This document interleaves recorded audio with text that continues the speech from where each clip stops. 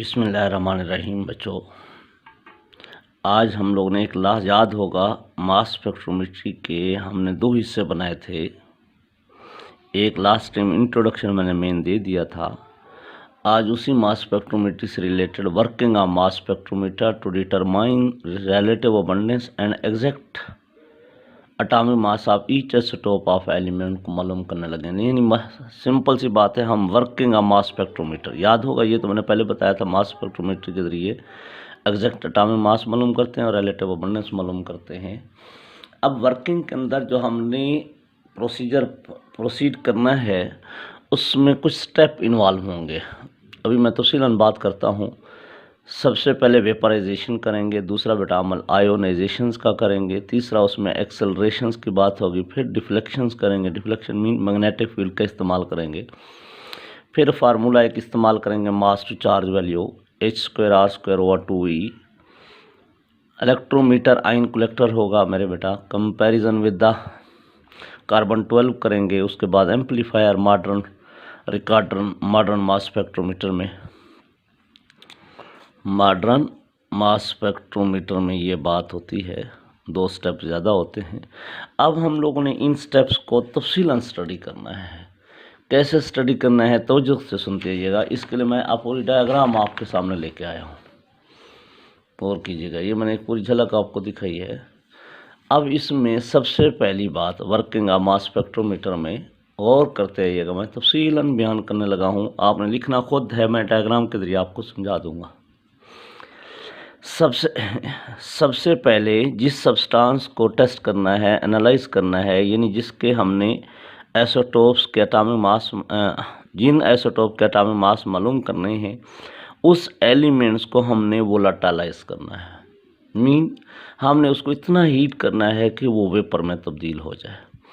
फिर मेरे बेटा उन वेपर्स को हम लोगों ने आयोनाइजेशन चैम्बर में ले आना है। This is the ionisation chamber. This is the ionisation chamber. अब आप समझ गए होंगे सबसे पहला स्टेप क्या था, वेपराइजेशन, सब्सटेंस को वेपर बनाना। फिर इन सब्सटेंस के वेपर्स को आयोनाइज करना है। अब आयोनाइज कैसे होना है, मैंने कहा आयोनाइजेशन चैम्बर में हम ले गए हैं। अब मेरे प्यारे बच्चे, ये वेपर पास कर रहे हैं आयोनाइजेशन चैम्बर में से। ऊपर से हीटेड फिलामेंट है। इस हीटेड फिलामेंट के जरिए हम लोगों ने बीम ऑफ इलेक्ट्रॉन पास कर दी इन वेपर से। जो ही हाई स्पीड इलेक्ट्रॉन्स वेपर के साथ टकराते हैं, दीज वेपर गेट आयोनाइज। अब सुनिएगा, जो ही ये वेपर आगे गुजरे, इनके ऊपर हाई स्पीड इलेक्ट्रॉन टकराए। हाई स्पीड इलेक्ट्रॉन जो ही टकराते हैं तो इन वेपर्स को आयोनाइज कर देते हैं। किस में से, आयोनाइजेशन चैम्बर। और आयोनाइजेशन चैम्बर में वैक्यूम पंप लगाया हुआ है, ये वाला। अब ये जो वैक्यूम पंप है, वैक्यूम पंप का काम क्या है, इन वेपर्स के प्रेशर को लो रखना। It kept vapour pressure very low. कितना लो रखता है बेटा, 10⁻⁻⁶ to 10⁻⁷ टार तक लो कर देता है। क्लियर। तो इन वेपर्स को जो ही पास किया जाएगा आयोनाइजेशन चैम्बर में से, जिनका प्रेशर वेरी लो है, high speed beam of electron fall करोगे हीटेड फिलामेंट के जरिए, तो वो आयोनाइज हो जाएंगे। आयोनाइज मीन अब वो पॉजिटिव आयन में तब्दील हो गए, पॉजिटिव आयंस। और आगे हमने नेगेटिव ग्रिड लगा दी। कितना वोल्टेज अप्लाई करके, 500 to 2000 वोल्ट अप्लाई करके। जो ही नेगेटिव ग्रिड अप्लाई कर दी, सारे पॉजिटिव आयन इस नेगेटिव ग्रिड्स के ऊपर एक्सेलरेट हो गए। तो तीसरा स्टेप क्या हो गया, एक्सेलरेशंस का। इलेक्ट्रिक फील्ड अप्लाई करके 500 to 2000 तमाम क्या है, पॉजिटिव आयंस को एक्सेलरेट कर दिया गया। किसकी तरफ, नेगेटिव ग्रिड की तरफ।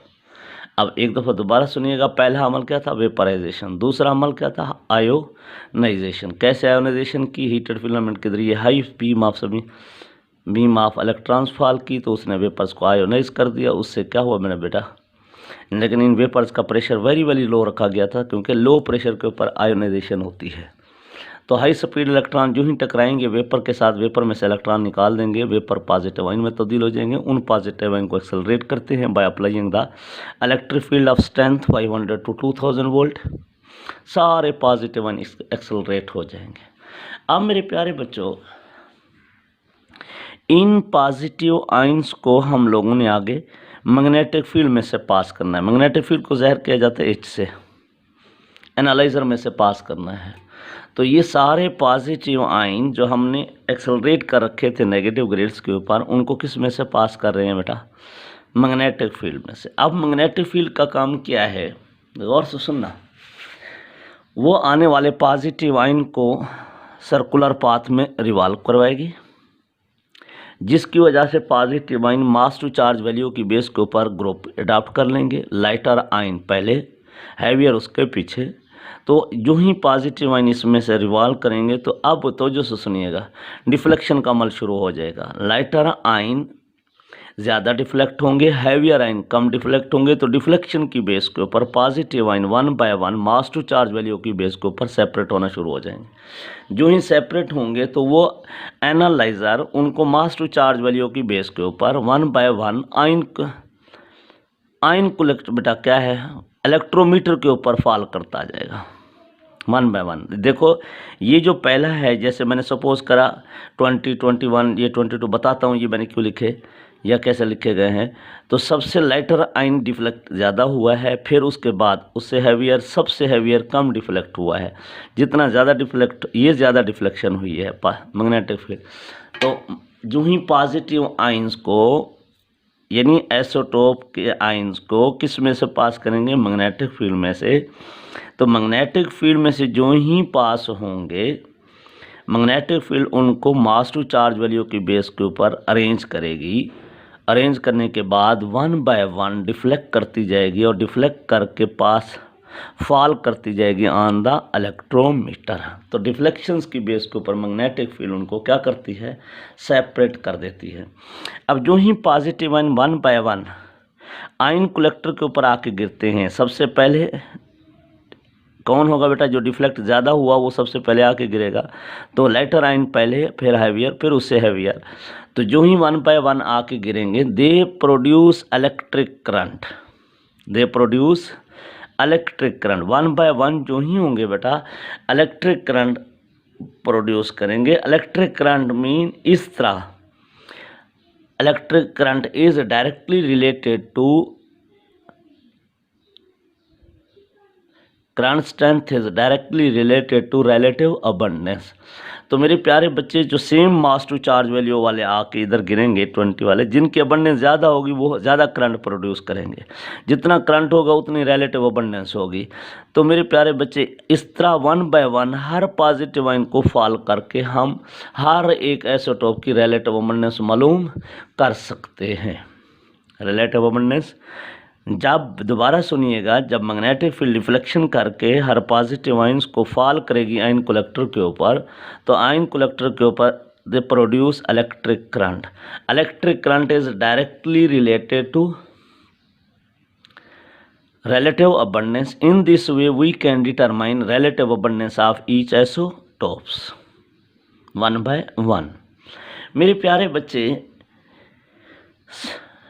अब यही रिलेटिव अबंडेंस किसके? एम्पलीफायर इसको एम्पलीफाई करेगा और रिकॉर्डर को दे देगा। रिकॉर्डर क्या बना देगा? मास स्पेक्ट्रम बना देगा। मास स्पेक्ट्रम बना देगा। मास स्पेक्ट्रम से हम सारा कुछ सीख लेंगे। ये मॉडर्न, ये दो चीज़ें मॉडर्न इंस्ट्रूमेंट में अब होती हैं। तो मेरे प्यारे बच्चे गौर से सुनिएगा, अब यही सेम एक्सपेरिमेंट कार्बन 12 के लिए अप्लाई किया जाएगा। कार्बन 12 की रिलेटिव अबंडेंस मालूम करेंगे प्रैक्टिकल परफॉर्म करके। अब आइसोटोप की भी रिलेटिव अबंडेंस आ गई, कार्बन 12 की भी रिलेटिव अबंडेंस आ जाएगी। तो मैंने यही लिखा हुआ है कि same experiment is repeated for carbon 12 and determine its relative abundance and relative abundance of each isotopes. Each isotope is compared with the relative abundance of carbon 12 and determine their exact atomic masses. Determine their exact, मैंने क्या बोल दिया दोबारा सुनिएगा। Same experiment is repeat. पहले हमने क्या किया? उस सब्सटेंस के लिए अप्लाई किया ये प्रैक्टिकल, और उस सब्सटेंस में मौजूद हर एक आइसोटोप की रिलेटिव अबंडेंस मालूम की। फिर यही प्रैक्टिकल, पूरे के पूरा प्रैक्टिकल किसके लिए? एक्सपेरिमेंट कार्बन 12 के लिए इस्तेमाल किया गया। और कार्बन 12 की रिलेटिव अबंडेंस को मालूम किया गया। फिर मेरे प्यारे बेटा relative abundance of each isotopes compare की गई with relative abundance of carbon 12 और उस तरह क्या मालूम हो गए, एग्जैक्ट एटॉमिक मासेस मालूम हो गए। अब मेरे प्यारे बच्चे एक दफ़ा दोबारा सुनिएगा, जिस सब्सटेंस को हमने एनालाइज करना है उसको वेपराइज करेंगे। वेपराइज करने के बाद आयोनाइजेशन चैम्बर में से पास करते हुए उनके आयोनाइजेशन करेंगे। पहले वेपराइज किया, फिर आयोनाइज किया। आयोनाइज करने से पॉजिटिव आयन बन गए। पॉजिटिव आयन को एक्सेलरेट किया गया negative grade by applying the 500 to 2 volt. फिर इन पॉजिटिव आयन को एनालाइजर में से पास किया। एनालाइजर ने उनको आने वाले पॉजिटिव आयन को सर्कुलर पाथ में रोटेट किया, रिवॉल्व किया। तो क्या है, they adopt grouping on the basis of mass to charge value. When they adopt grouping on the basis of mass to charge value, they are deflected one by one on the basis of mass to charge value and fall on the ion collector. When they fall on the ion collector, they produce electric current, this electric strength, electric current of each isotopes determine the relative abundance of each isotope. जिनकी जितनी बेटा electric current होगा उतनी उनकी relative abundance ज़्यादा होगी। This relative abundance is amplified and send to recorder for plot mass spectrum. Suppose करो हमने नियॉन सैंपल भेजा था, नियॉन सैंपल से मेरे प्यारे बेटा ये हमारे पास लास्ट पे मास स्पेक्ट्रम बन के आएगा, जिसके अंदर कितनी है, 3 पीक्स। इसका मतलब है नियॉन के 3 आइसोटोप्स थे, सबसे ज़्यादा 20 वाला, फिर 21 वाला, फिर 22। जितनी पीक हाइट होगी तो उतनी रिलेटिव अबंडेंस ज़्यादा होगी, जितनी हाइट कम होगी उतनी रिलेटिव अबंडेंस कम। तो नंबर ऑफ आइसोटोप भी पा जाते हैं, उनकी रिलेटिव अबंडेंस भी मालूम हो जाती है। तो फिर मैंने कहा यही प्रैक्टिकल क्या है, सेम कार्बन 12 के लिए परफॉर्म किया जाता है। और रिलेटिव अबंडेंस ऑफ कार्बन 12 मालूम करने के बाद हर एक आइसोटोप की रिलेटिव अबंडेंस को कार्बन 12 के साथ कंपेयर करके ये एग्जैक्ट एटॉमिक मासेस मालूम किए जाते हैं। तो this was the procedure to determine the exact atomic mass and relative abundance of carbon 12। इसमें एक फार्मूले का इस्तेमाल होता है, सुनिएगा। Mass to charge value is equal to h²r²/2e। Mass to charge value is equal to h²r²/2e। आपको मैंने कहा था हर एक पॉजिटिव के मास टू चार्ज रेशियो अपनी अपनी होती है। H is the strength of magnetic field, R is the radius of circular path, E is the strength of electric field। अब इसमें एक बात सुनिएगा, when we kept electric field constant and increase magnetic field, ये ध्यान में रखना। अब मैं जो बात करने लगा हूँ, when we kept electric field constant and increase magnetic field, then radius of circular path is decrease। ये कांस्टेंट है, इसको जो ही बड़ा हो गया रेडियस कम हो जाएगा। इसके बढ़ाने से जो ही रेडियस कम होता है तो mass to charge value remain same. When magnetic field is kept constant and increase electric field, when we increase the electric field, radius of circular path is also increase।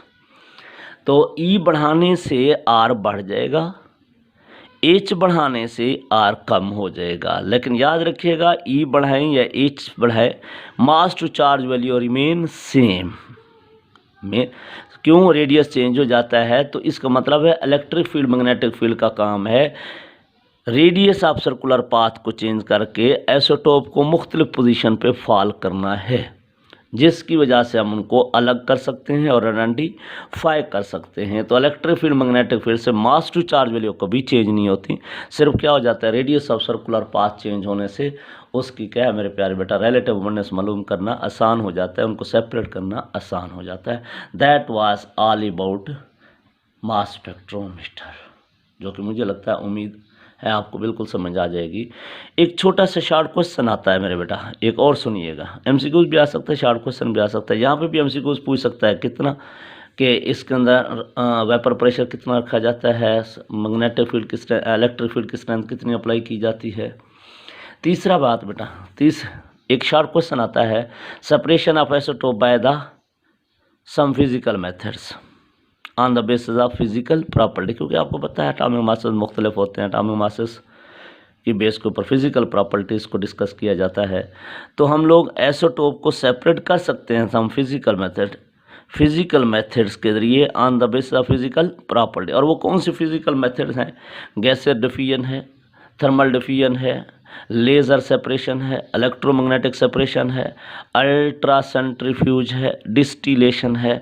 All these technique are use to separate isotope on the basis of their physical properties.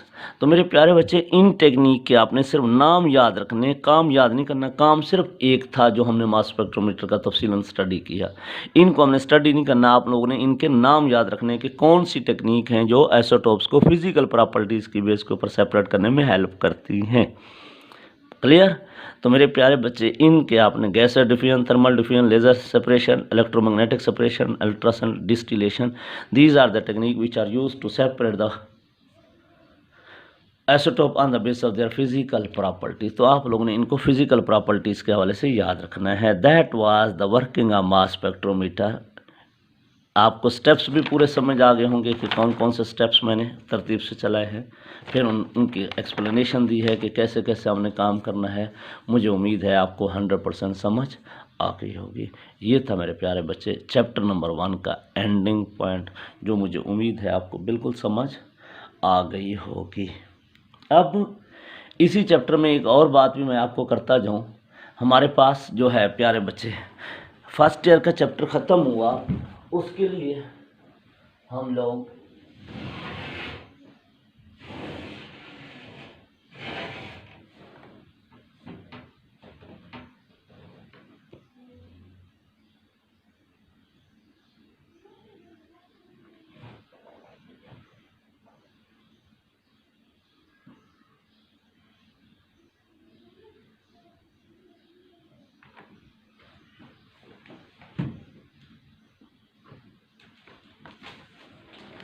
मेरे प्यारे बच्चे, first year का chapter number 1 ख़त्म हुआ।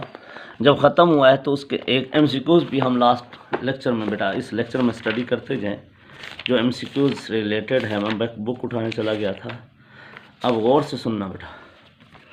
ये हमारे पास chapter number 1 के कुछ MCQs भी हैं, गौर से सुनना। इन MCQs को भी देख लो ताकि हम लोग MCQs इस चैप्टर के ख़त्म हो जाए। पहला MCQs कौन सा है बेटा? Isotope differ in. आपको पता है आइसोटोप डिपेंड्स अपॉन, तमाम आइसोटोप के एटॉमिक मास से डिफरेंट होते हैं। तो आप लोगों ने मैंने क्या कहना है, isotopes differ in property which depends upon atomic mass. A option is the correct one बेटा। ये बुक में गलत निशान लगे हुए, टेंशन न लेना। तो property which depends upon atomic mass, A option is the correct one. दूसरा है बेटा, select the most suitable answer from the given one in each questions. और वो कौन सा है? Isotope with even atomic mass and even atomic number are comparatively abundant बेटा। C option is the correct one. फिर मेरे प्यारे बेटा, मैनी एलिमेंट है fractional atomic masses, this is because delta option is the right one. Atomic masses are average masses of isotope proportional to their relative abundance. फिर मेरे प्यारे बेटा, mass of 1 mole of electron is 0.55 milligram, B option.